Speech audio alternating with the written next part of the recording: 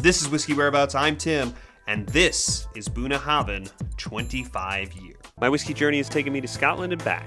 I've explored whiskey education, tastings, and distilleries from Islay to Speyside.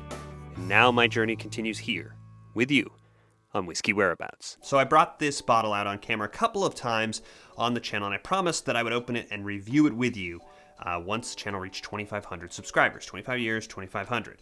And that happened a couple of weeks ago. I want to just take a second to thank everybody subscribed who has shared anything about the channel over these last couple of years, helping us reach this milestone with a pretty big bottle for the channel at least. This is the oldest bottle of whiskey, actual bottle, not samples, in the Malt Madness tournament, something like that, but the oldest actual bottle that we've had to review on the channel, the most expensive bottle that we've ever reviewed on the channel.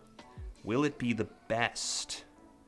Let's get into it. So this is the standard Bunnahabhain presentation, the 46.3%, non-chill filtered, no color added, 25 years in the warehouse.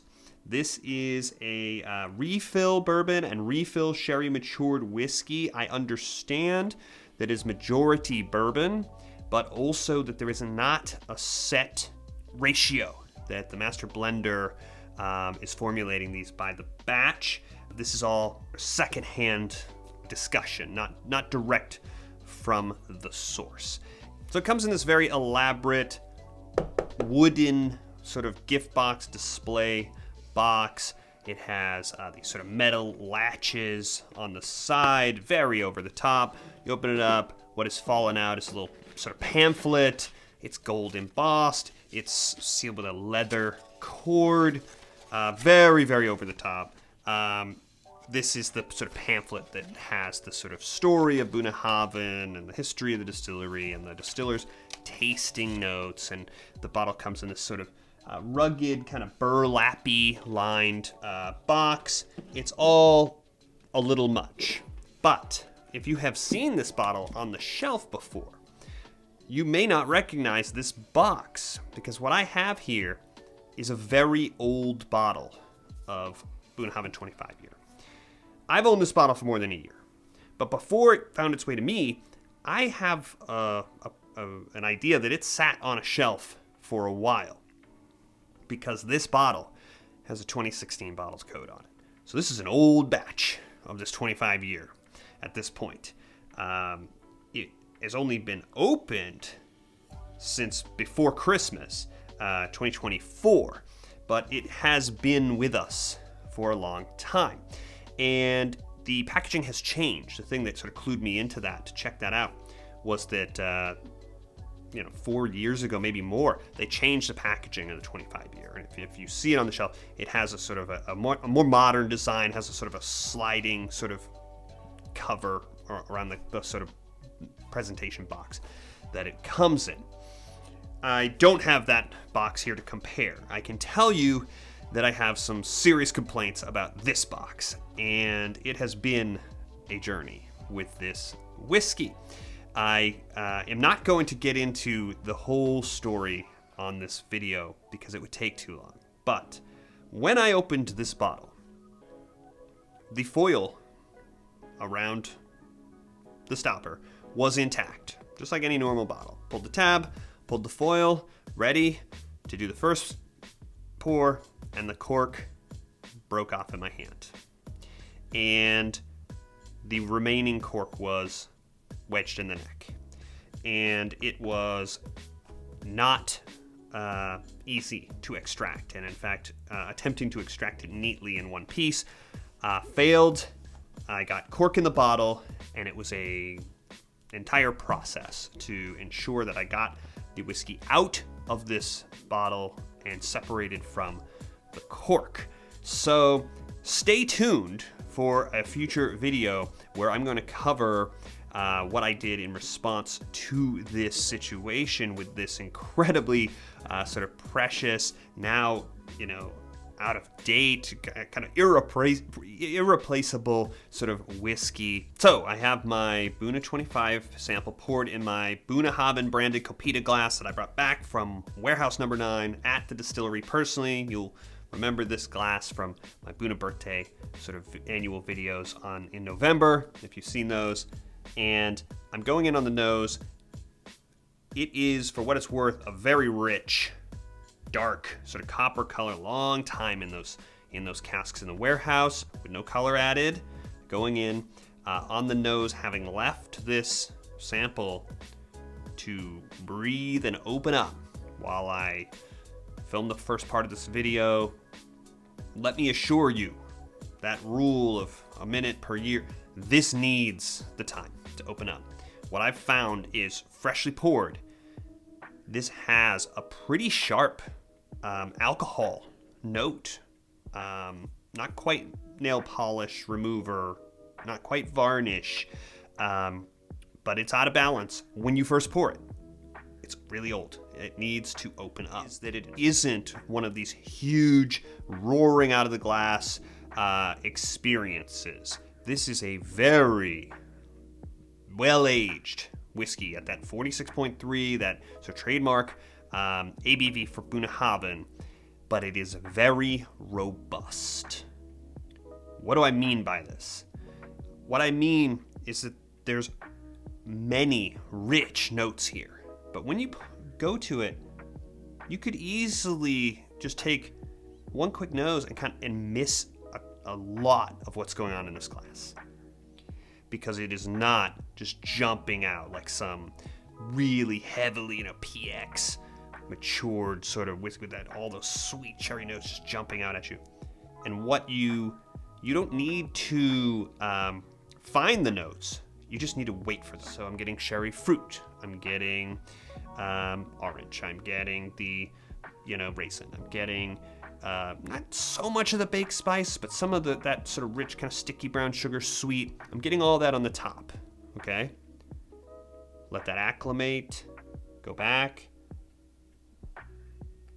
Oak, there's plenty of it in here. It sat in those oak casks for a really long time, but it is not out of balance, and it isn't sharp at all. Just a nice mellow sort of background, like the bed music you're listening to right now while I'm talking. It's like that underneath the notes. It's just a really rich foundation. Then I'm getting the mint.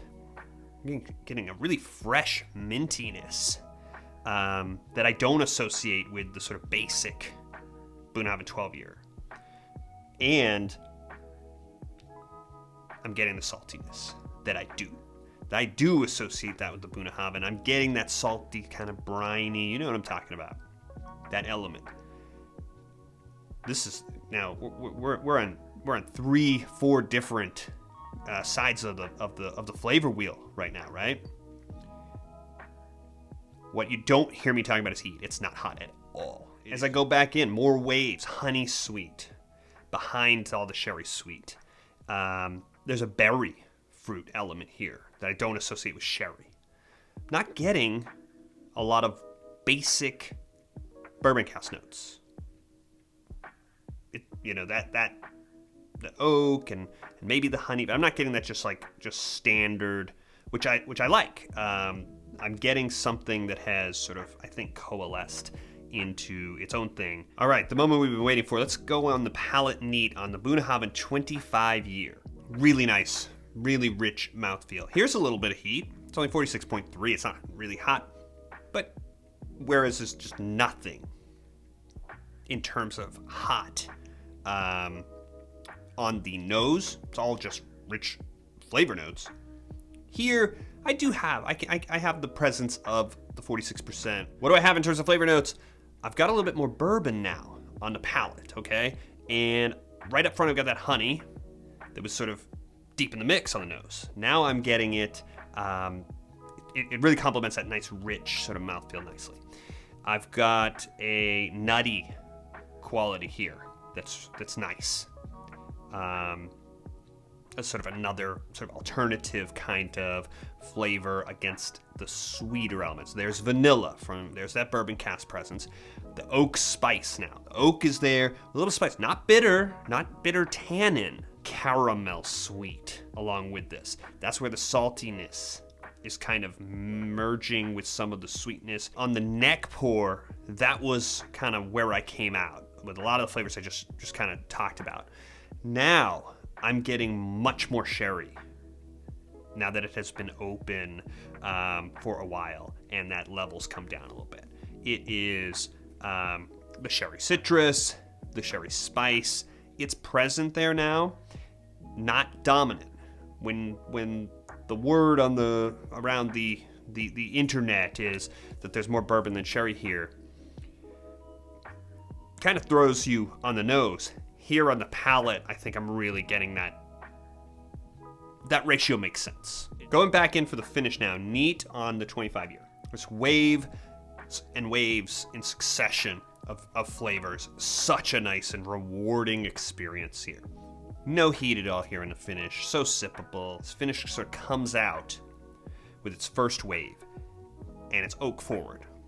That oak is up front. And you think for a second, oh no, it's such an old whiskey, so is oak going to get away from it? And there's a sherry sort of sweet underneath, and then another wave comes. As the finish develops, it doesn't sort of develop in a diminishing sort of way. The waves come each kind of as strong as the last while it's still going. And that second wave has a lot of the sherry sweet. It has chocolate sweet too. And immediately it's complemented what the oak was bringing, which were never that bitter, but it had that oak presence, and you've got that next wave. And it's not done. It's going to keep going. And it's almost like when you're going through the nose, and you're picking apart, kind of acclimating each time, the finish kind of does it for you. So the next wave, cinnamon, raisin, the sherry spice, a sherry dark fruit, and it's sort of chased with this earthier, almost leather note. There's cherry fruit. That red fruit from the palate has gone full cherry fruit. And now, to wrap it up, that oak that's been sort of running, like I said, the bed music of that oak has been running underneath this, keeping all of this balance in check, kind of plays out kind of its last sort of finish. Incredibly sippable whiskey that needs absolutely no water, but I'm hunting for flavor notes, and maybe this can help me find something else. I'm being pretty careful. There's not that much left here, probably about 10 mils, so I'm gonna give it 2 really good drops. And it is a little sharper. It's not quite as stringent, but it's not as approachable with the water. The notes that are just jumping now out of the glass are rich chocolate sweet. That sherry has really kind of condensed down, and I'm getting that mint again. Big. There is that earthy component. There is that salty sort of component, and the oak. Let's see what the palate does with the water. Yeah, the water has wrecked this. Do not add water. And the way it is done, the mouthfeel survived, but what it's done is it's really magnified the most basic notes from the cask configuration that we know about. Vanilla, sherry spice, way high in the mix, drowning everything out. Nothing's gonna get rid of that sort of oak presence. It's still there, but it's a little muted. Before I share my rating and review of this whiskey, I thought it'd be fun to compare it to its little brother, the Bunnahabhain 12-year, the standard 12-year, 46.3%, and just see, kind of contextualize what we're dealing with and what makes this one, special with all those extra years in the warehouse. And so I placed them blind in the blue glasses. With 2, it's usually not that hard. Let's start over here. With whiskey number 1. There's no question which is which. I put a sticker for the 25 year, and that's what this is. It's obviously the 25. And the thing about it is that this is the one that's much more eager, jumping out of the glass. This one is the more laid back, and you need to kind of sit with it for a minute. Even now that I've been tasting this is a fresh pour. not contaminated with the water. But in the case of the 12-year, you know, it's really, the flavors are sharper. They're more accessible. They're jumping out at me. I'm getting that sort of Bunnahabhain sort of mix with the sort of sherry flavor, but the citrus is what I'm picking up. I'm getting an earthiness, I'm getting that brine, but I'm getting an orange sort of citrus that's really missing from a lot of the 25 here. Gives it a sharpness. It's bright. This is a great whiskey. No question. It's not bad, but that nose is kind of swirling, kind of coming up at me with those elements up front. Whereas this nose, as I've been talking about, you know, it's got a lot more layers. It's cooler. Let's do the palate on a 12. Yeah, it's chocolate, right? Chocolate sweet. You know, it's whiskey, and it has that, you know, that salty brine. It has a tropical fruit, and when you sit with it, then you get a little bit more sherry. You get orange, you know, cinnamon spice, that type of thing on this. And on this palate, as we've been talking about, it's more subtle and much more rich at the same time. Let's pair this whiskey then with a more worthy competitor. 21-year GlenDronach, Parliament. And this is an old bottle. This is a 2021 bottle code. I reviewed this whiskey a while back on this channel. It's a fantastic whiskey. If you haven't seen it, I'll put the link up here. It's not a perfect comparison. It's 48% and it's fully sherry matured. It's Oloroso and PX mature.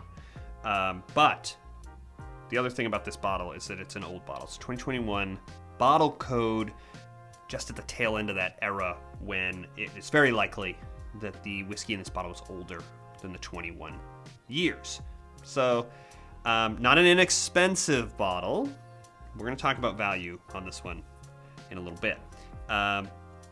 Let's see if it's as glaringly obvious, and let's see now, sort of punching in its own weight class here, how these do. I start over here. It's not that hard. I've been nosing this for a little bit, but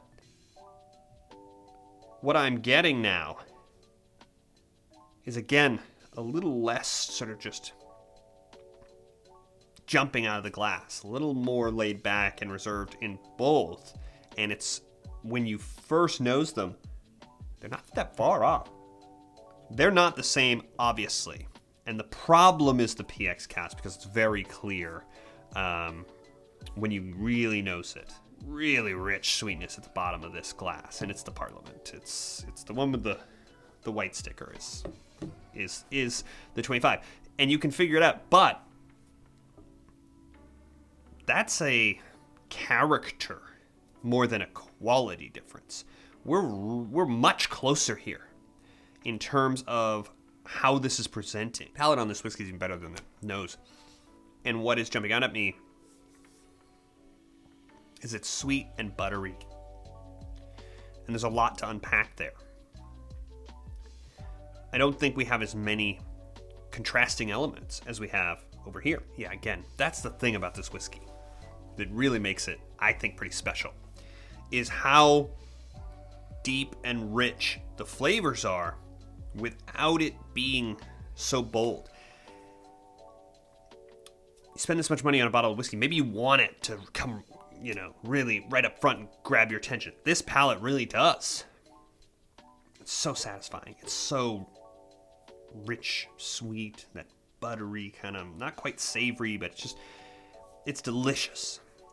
And this one has just so much going on, and everything is so balanced. It's bringing more variety. It has more dimension. On the finish on this bottle over here, it's really rich. It reveals more as it develops. This one just has a little bit more up its sleeve.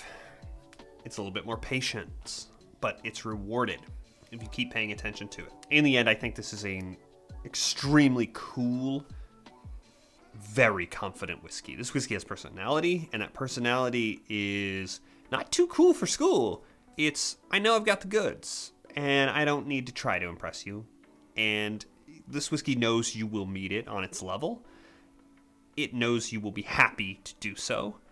It is like the best player on the field or the court. It knows that at any given time, if properly motivated, it can just drop 50 points on you at will.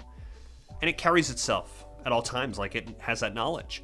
And it is so robust without breaking a sweat, without even trying. It's not huge. It's not overwhelming. It's not bracing. I'm not even talking about hot. I'm just talking about the flavors. It rewards the type of appreciation that you and I are about. You know, when we take the whiskey seriously and we're noting it and we're taking our time and nosing it and unpacking these flavors. Around every corner, everywhere you look here, there's no weaknesses in its game. It's bringing in enough variety of flavors, and all of them are sort of robust. It's not as it's not the most complicated whiskey that I've ever had, the most complex. But for a whiskey, for all of the sort of variety of elements it brings in, for them all to be as rich and fully realized as they are, it's a tremendous whiskey. It is the oldest whiskey we've had on the channel. It is the best whiskey I've reviewed on the channel. It's obviously a 5-glass whiskey. But this bottle is extremely overpriced here in the US.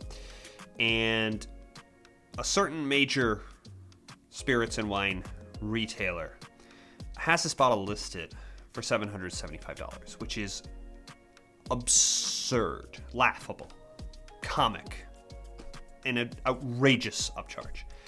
I've seen it at other big retailers for $700.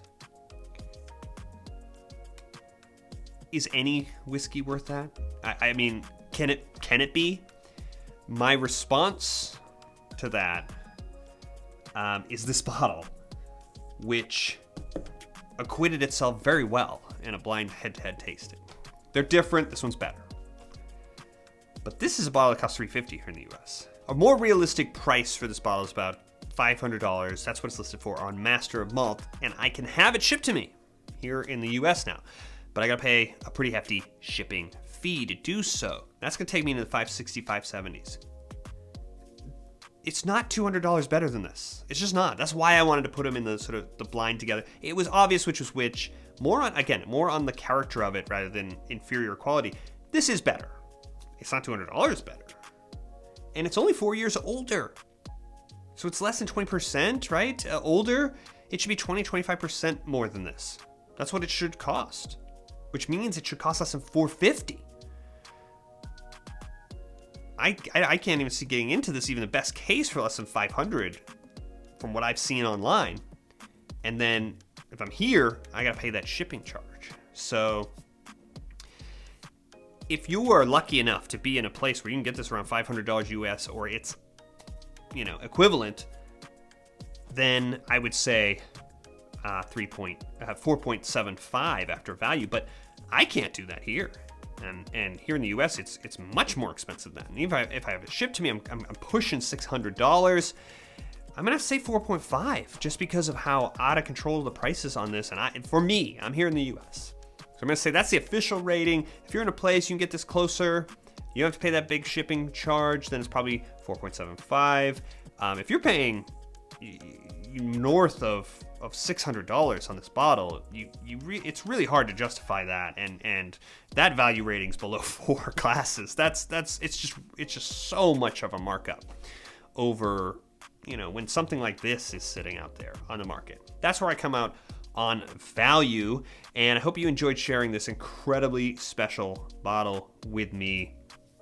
Independent of value, it is the current champion, I think, on whiskey whereabouts in terms of the bottles that I've reviewed. I wouldn't rank anything above it, and I'm so happy to have the opportunity to have it and share it with you. If you enjoyed this video, make sure you subscribe, hit this big button that's coming up over here, and you don't want to miss any of the future videos, and I will see you on the next one.